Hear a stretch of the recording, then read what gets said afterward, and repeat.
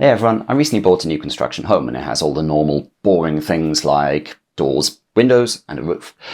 But before moving in, I was actually most excited about two things that I saw in the plans. Firstly, that there were two ISP connections from OpenReach and Hyperoptic going into the house. And secondly, that there were Cat6 points in various rooms around the house, something which is quite rare in new homes here in the UK. So, having two ISPs means that I could naturally get two separate internet connections, one as a main and one as a backup, and then use a dual WAN router as an entry point, meaning that I could still get stable internet throughout my house, even if one ISP has an outage. That's a pretty awesome option.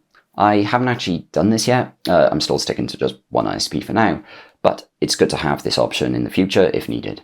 In today's video, I'll instead show how I got my home network set up from scratch in this new home, and show the various issues I experienced along the way, such as the fact that none of the RJ45 ports were labelled, my Wi-Fi started going haywire and dropping all connected devices, and also my garage being too far away to actually get any Wi-Fi.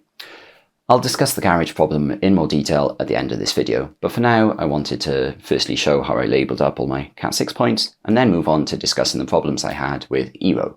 Having unlabelled network points might not sound like a problem, but I couldn't really set up my 4 Eero Pro 6 routers without knowing which RJ45 ports goes where.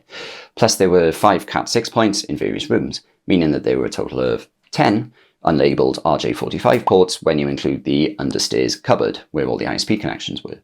Getting these labelled up involved a lot of trial and error, basically plugging different cables in, running up and down stairs, and then seeing if I then had internet in that particular point or not.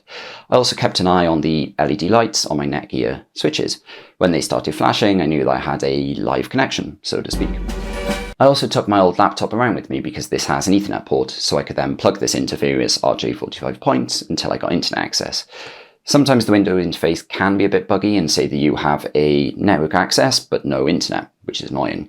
When this happens, opening command prompt and doing a ping to google.com will then show for sure whether the internet is working well or not, so that's a good tip to know. After a while, I was able to determine which ports under my stairs related to my living room and study ports, and I quickly labelled them up. Success! I could then move on to setting up my 4 Eero Pro routers again. Whilst Eero aren't the best make out there, I've always had solid results with them.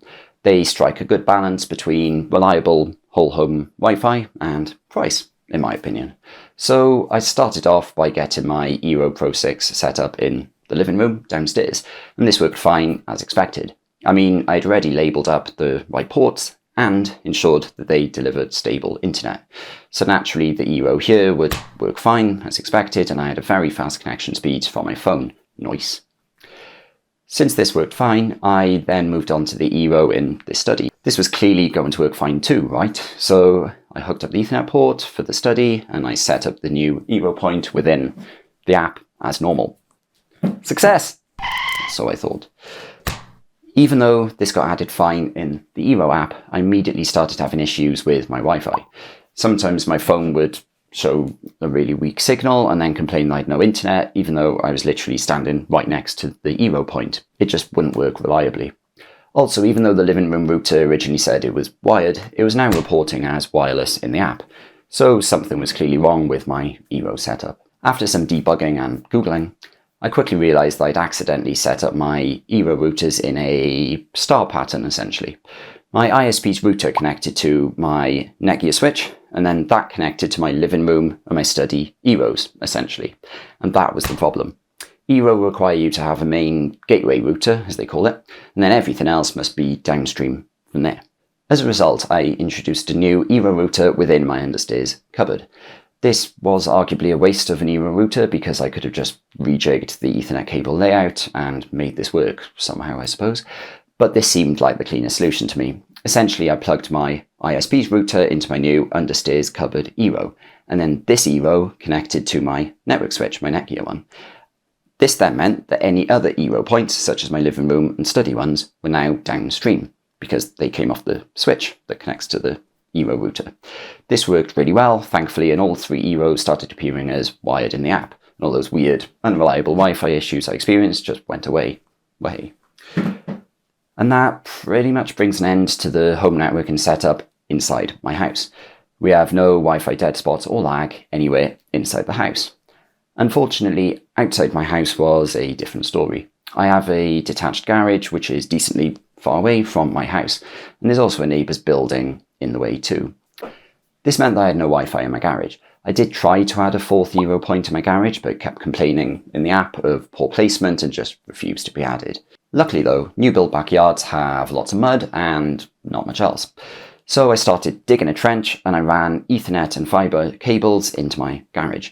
This will be too much to discuss in this video, but I'm due to publish another separate video soon where I'll show off all of this. It was a pretty fun, albeit messy project. And long story short, I now have gigabit wired networking in my garage too.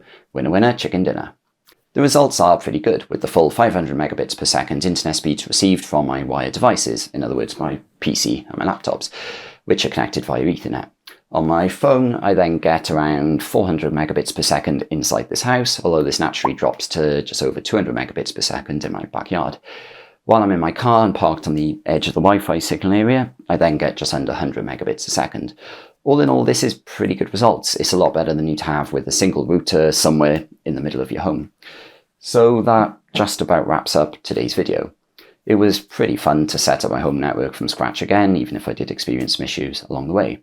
And I'm really lucky that I have various rooms with Cat6 points in them. This means that I now have a solid wired backhaul for my mesh Wi-Fi system, leading to fast, stable Wi-Fi around all parts of my property, inside and out.